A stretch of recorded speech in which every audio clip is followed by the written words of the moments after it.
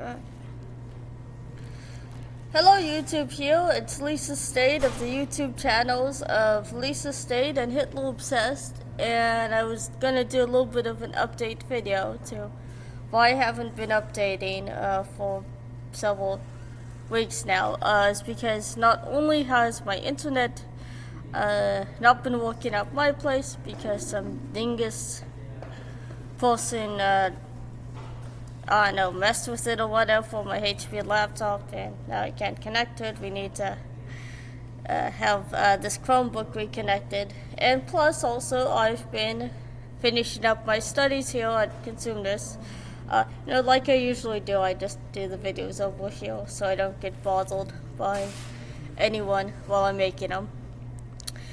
And I am also doing my transfer stuff for transferring to Sac State. I'm almost about to graduate with my history associate's degree for transfer. So just a little bit of an update before we go into the never-ending lecture series of the life and death of Adolf Hitler. Now, where I left off was Hitler's been in prison in Landsberg prison. So this is before his trial. He did go on a hunger strike. I'm guessing they took away any weapons that Hitler could, try to kill himself with, because at the time he was suicidal. His little failed beer hall pooch failed drastically, and he just decided, you know what, it's better off being, dead than alive. So when he was in prison, I guess they took away anything could probably kill himself with, for obvious good reasons why, before he put himself on trial. He did go on a hunger strike, but that eventually ended because of the woman that he was actually, that was from the family of the house that he actually escaped to after the beer hall pooch, came up to him and offered him the most wonderful, life-saving sustenance you can, I guess, get someone to not kill themselves. Suicide pretty much solved. Oatmeal cookies, I guess. That's what it was. Oatmeal raisin cookies. From what I read in one book, I think it was John Turland's Adolf Hitler, or the book of why my video series is called The Lecture of the Life and Death of Adolf Hitler versus The Life and Death of Adolf Hitler. Robin Penny's Adolf Hitler, or I think it's Ion Kershaw. One of those authors, can't remember which one it is. If you find out, leave it in the comments. Tell me about it. Whichever one it was, maybe it was someone else though. But it was oatmeal raisin cookies, I remember. She brought him food, and he was happy, and he ate, and she said, promise me you won't starve yourself, and you go on trial, and you get back into politics or whatever, and I'll bring more of these. Guess he eventually said, fine. They're wonderful.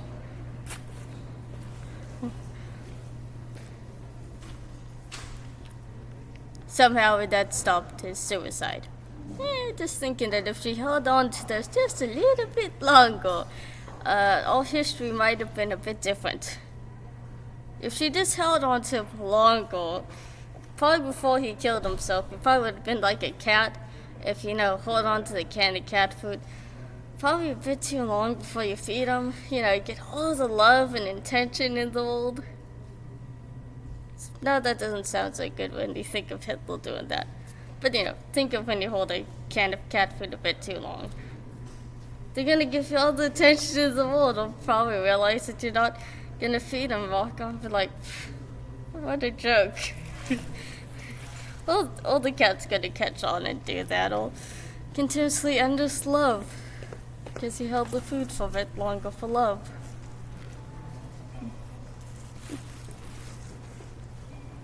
But so Hitler ends up going on trial, and he does admit that he did all the pooch. He was the orchestrator, he was the ringleader, and he does try to go after Ludendorff and Hugenborg, not Hindenburg. I think Hugenborg and Hindenburg if I'm even pronouncing the other guy's name. There's one of the World War I military leaders that was involved.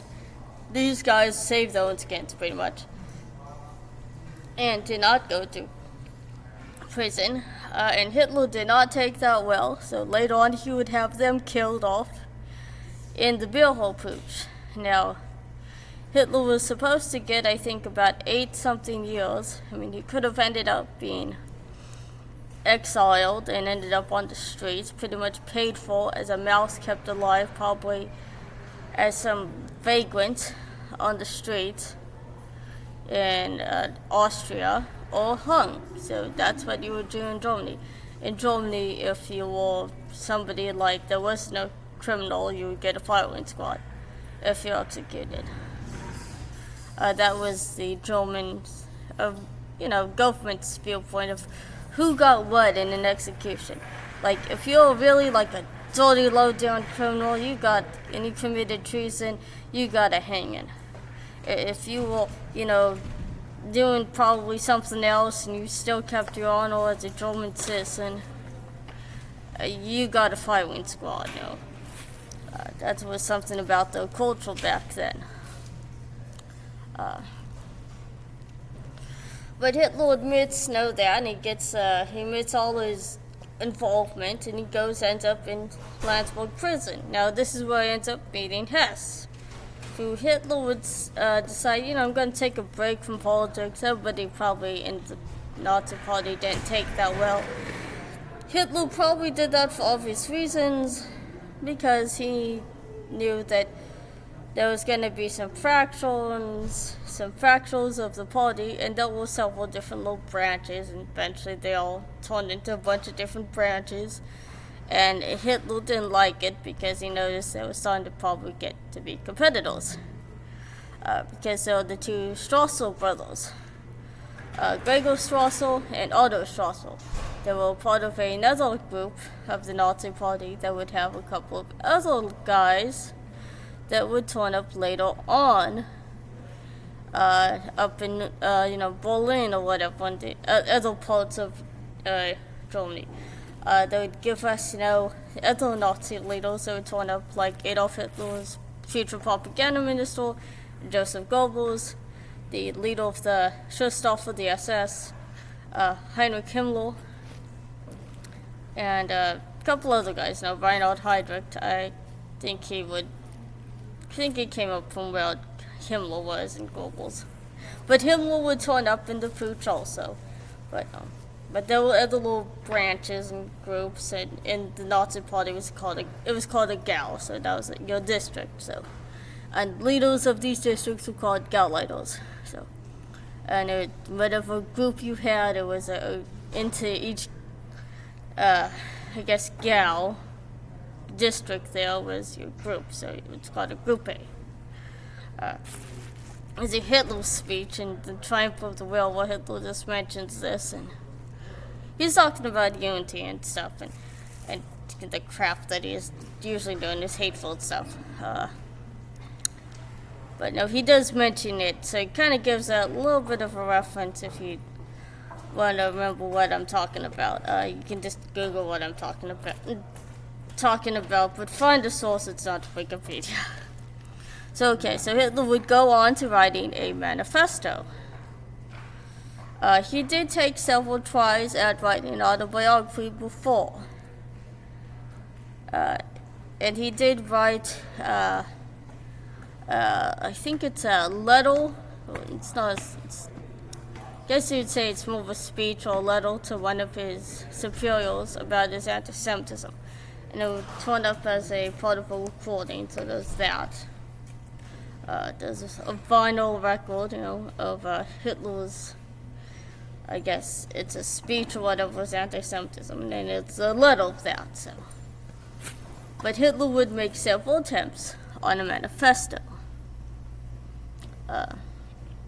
But this time in Landsberg prison, he would actually go with that final attempt and write out more like how Hess do all the writing, the typing, where Hitler just sat and talked and walked around the prison courtyard it has fallen like, the little, to use the cat analogy, the cat waiting for the food with the pen and paper and on the typewriter at the end of the day, typing out, the manifesto. That would become, I have mine here, it's Mein Kampf. I have two of these.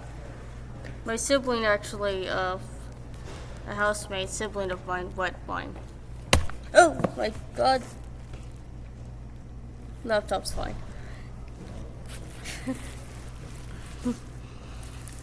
But one of the Nazis' propaganda there was that Hitler supposedly did all the typing of it himself. Not very true at all. I mean, even when they say, oh, Hitler did henpecking. Let me just show you how big this is. Henpecking. Yeah, that's 2 amputated index fingers. That's not henpecking he was doing. Somebody else was doing that for him. In other words, in my opinion,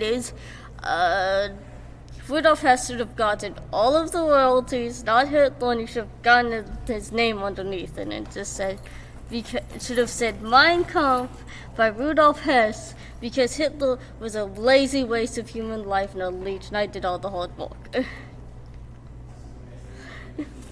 So that is the end of what is now part 13 of part 2 of the lecture series of the life and death of Adolf Hitler.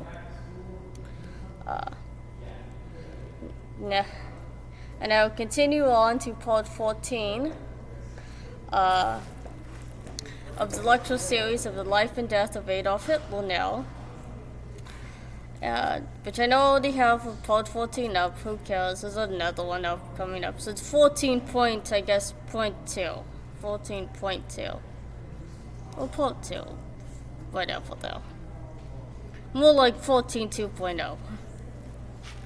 So make sure to like and subscribe, hit the bell icon to setting it to all, so you can see all my new recommendations for my YouTube videos. You can make sure to donate to my Patreon and become a patron. My Patreon account, you can donate to my Subscribe store, and you can also go to my BitChute channel at bitchute.com, at my BitChute channel's name, that's called Lisa Marie Stade. That's one word smashed together. You can go to my Facebook account. I have 2 Facebook accounts. It's Lisa Stade. And I have another one called Hitler Interested History Buffs. It's a Facebook group. Yes, I don't always have time available, but you can send me a friend request, you can send me messages, you can send me both. I do appreciate all the comments that come. I do have to manage with a lot of responsibilities of life, being an adult, because I'm not a total waste of human life like, the fuel, Adolf Hitler. Nobody is my Hess, and my own version, because that's called life. And I will eventually get to your comments there, okay? So on to part 14 of, I guess, what is 2.0? Oh no, I'm just going with the series. I think I already have 14 anyway. That's the name of the part 14 again, yay.